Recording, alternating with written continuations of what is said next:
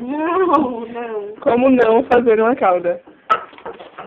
PS, isso foi Luana, não Elis. Minha culpa é minha. Minha culpa é minha.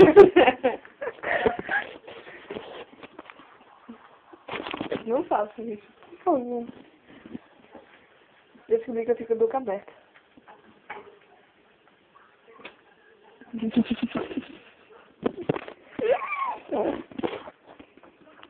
Waka, waka,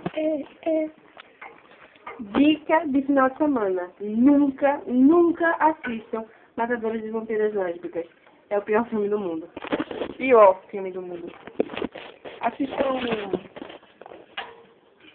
Dica de comédia, Arraste-me para o Inferno. Eu sei que já tá atrasado, já faz um século que lançaram, mas sério, eu morro de rir desse filme, é muito legal. É a melhor comédia dos últimos tempos. É bem nojento, mas é a melhor comédia. Tá saindo, né? É um chá. Espera. Vou dar pausa. Agora eu consertei. Parte 2.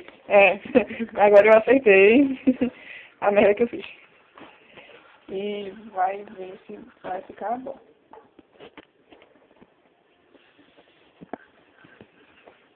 Aí, Alice. O quê? Case comigo, duas noites O na manhãzinha, um domingo, beira-mar. Quem foi que tu confundiu que tu falou Abelardo?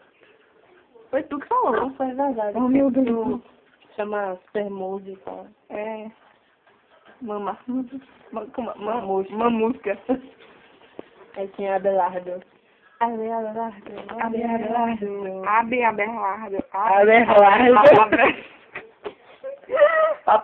Como é? Para paparazzi. Para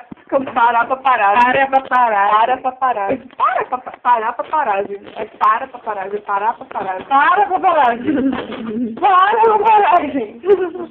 Ah, tá ouvindo?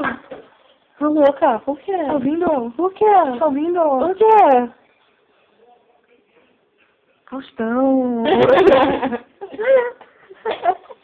Meu silêncio.